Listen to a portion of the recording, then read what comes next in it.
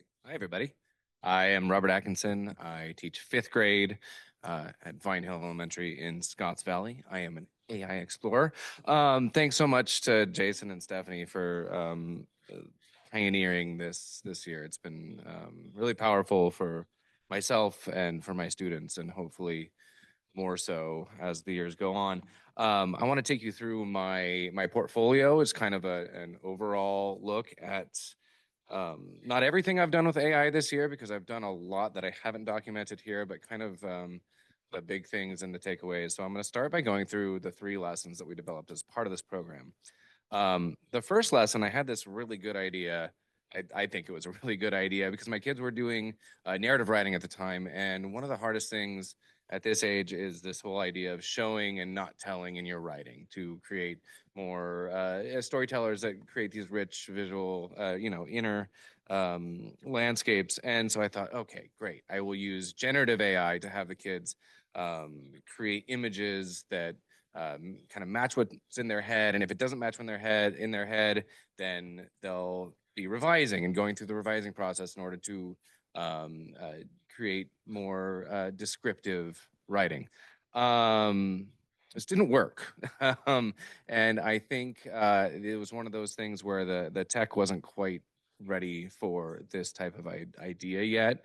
But what it did give the kids was an exam or an opportunity to create like really good striking images that supported their narratives. And here's a few examples here along with the prompts that the students entered.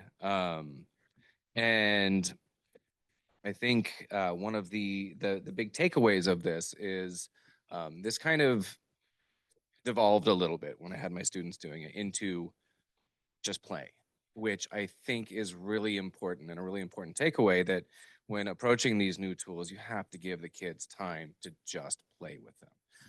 Instead of saying, hey, here's this thing and we're going to use it exactly like this.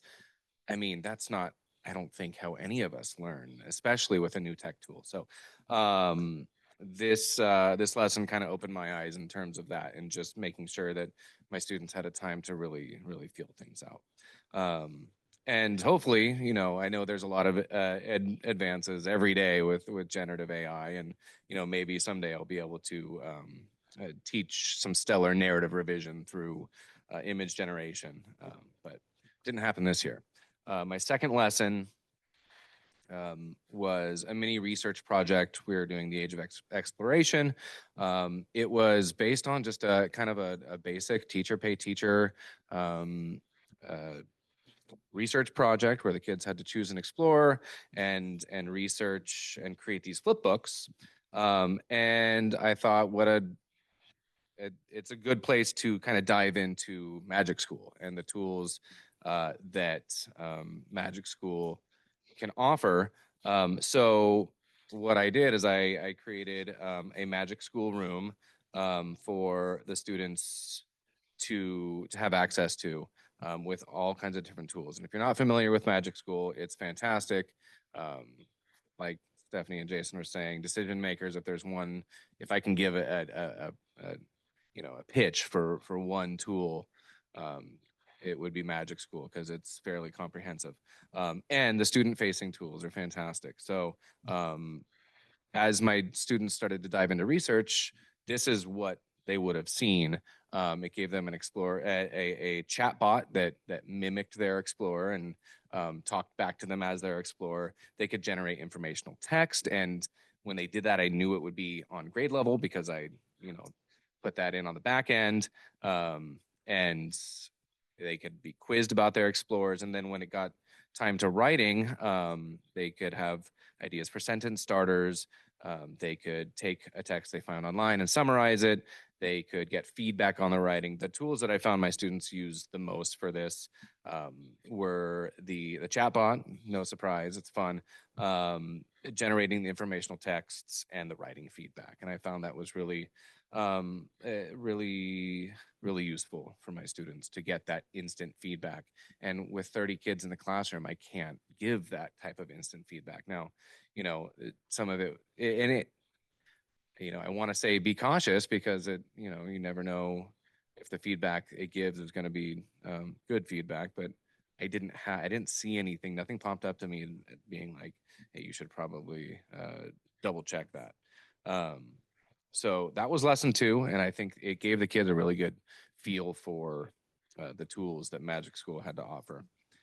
Lesson 3, I actually just did this week and last week, mostly because I realized I hadn't taught it yet, and with science camp and testing and everything, realized I better do that. One area that I've always loved to incorporate in my classroom that I've always had the hardest time finding resources for is readers theater. I love readers theater in that it is engaging for the students. It really helps with their fluency, really helps with their public speaking. And so I thought, how can I incorporate something that they've already done? In this case, research on the 13 colonies. They did research in small groups. And so I had them then take that research and plug it into a prompt template that I made for them with just some kind of basic information about their colony, but also kind of about the story they want to tell. And they put it into Magic School with some information from me on the back end, including things like if there are any anachronisms in their template or any historical inaccuracies, don't generate the script. Like tell them they need to go fix that before it generates the script. It worked out really well. The students were clamoring this week because I had on Tuesday, I had 2 groups go and perform their readers theater, and we didn't get to yesterday. And I had a lot of students saying, "Why aren't we doing readers theater? Why aren't we doing readers theater?" So definitely very engaging.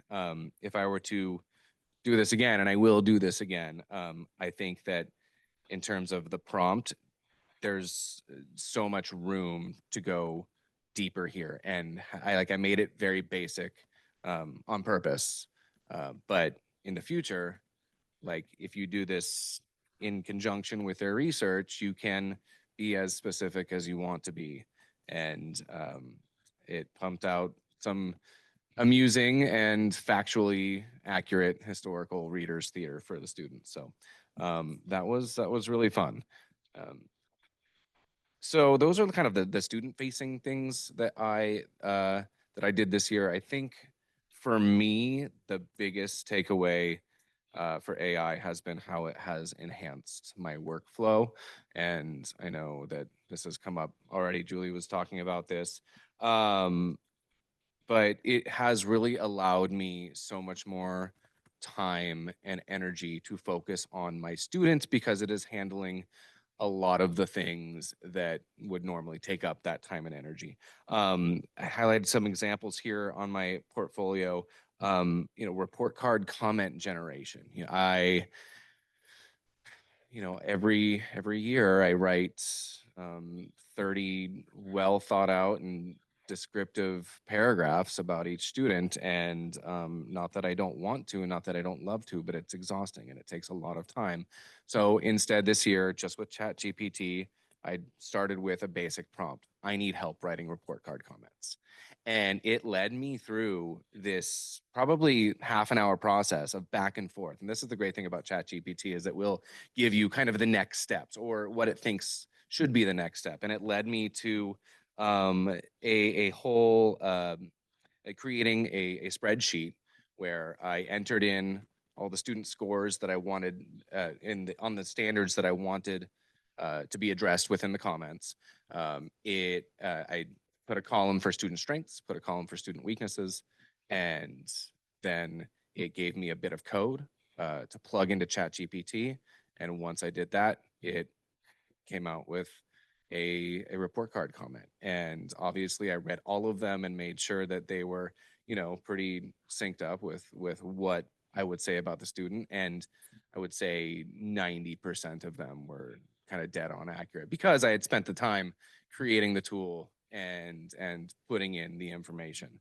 And honestly, if I went back to say my comments from last year and looked at them side by side, I would not be able to tell the difference. I also implemented a new routine this year called Paragraph of the Week. Just knowing my students and knowing that they came in not being able to write a really succinct paragraph. And so I had them do that every week with a different prompt. And in Magic School, I would create a rubric. They would be able to see the rubric. I would upload the rubric and any other details on the back end. And then I would just pump in their paragraph, and it would much like Brisk did with Julie, it would give feedback, and very appropriate feedback, positives, things to work on. And with the rubric, it would give them a score, because they're very score oriented, and they want to know what they got on their paragraph of the week. But it was really powerful in a couple of ways. Number one, that instant feedback piece. If I have 30 pieces of writing, it's going to take me a while to get to that. But with this, it takes me 15 minutes to copy and paste, and they have their scores pumped out through Google Classroom. And kind of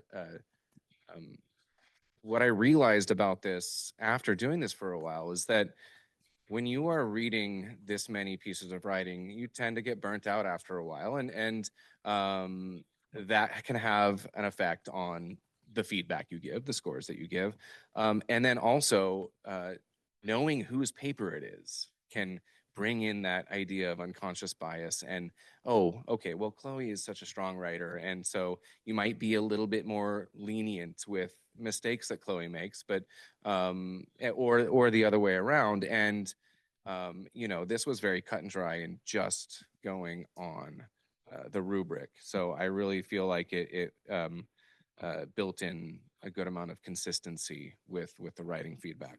Math worksheet creation, but not only worksheet. Like, we went to a math PD for our district a couple months ago, and they tasked us with creating an open-ended math task for small groups. And I'm like, well, I'll just ask ChatGPT. And through an iterative process, we came up with this really great multi-step open-ended math task where they had to create aquarium exhibits. And my kids are actually finishing it up right now, and it's been really fantastic. And whereas before you might have to troll the internet for these things, or you might have to rely on things you've done in the past, this gave us something instantly, well, not instantly, but very, very quickly, and made our work on the back end so much easier. And the students are very engaged, and they are doing the math that we want them to do, and are able to show the process. A couple other things, finding informational text that is relevant and on grade level has always been a challenge for me teaching fifth grade. So using ChatGPT or Magic School or Brisk to develop some of these cross-curricular reading passages. And also in terms of rubric design, creating rubrics by hand takes forever. And so now with both Magic School and ChatGPT, you can give kind of the basic criteria and a rating scale, and it will give you a very well crafted rubric. So I really do feel that has been my biggest takeaway from this year, is that it has made my job so much easier. I know there are a few teachers who I'm kind of who I collaborate with on these AI tools. We use ChatGPT regularly for many, many things. We have named our ChatGPTs. My neighbor, her ChatGPT is named Betty. Mine is named Bud, and they adapt these personas. It's actually really fun. So that's kind of an aside. I have one more page of AI tools. A lot of them have already been mentioned. Like I said, if I had a plug to give, Magic School would be the one, just because it is user friendly for the teachers who don't have a strong foundation in tech, in digital literacy. It might be the easiest access point. There's a whole host of image generation tools I've linked in my portfolio.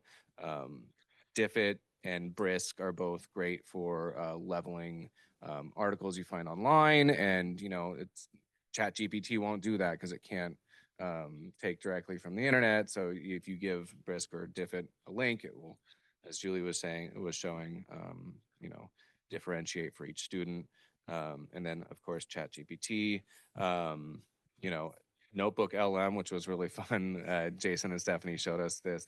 It is a powerful tool, which I have not dove into, but the one thing that they showed us that it will create these podcasts with these very realistic sounding announcers. And so I took all of my students' narratives and put them into Notebook LM, and I played the podcast for my students, and they were blown away. These like two adults talking about, and now Maddie's narrative really well thought out. It was fantastic. So, I think that I know that we're just scratching the surface with this. It is so much fun to get into, and I can't wait for next year to build on this. So that's my time.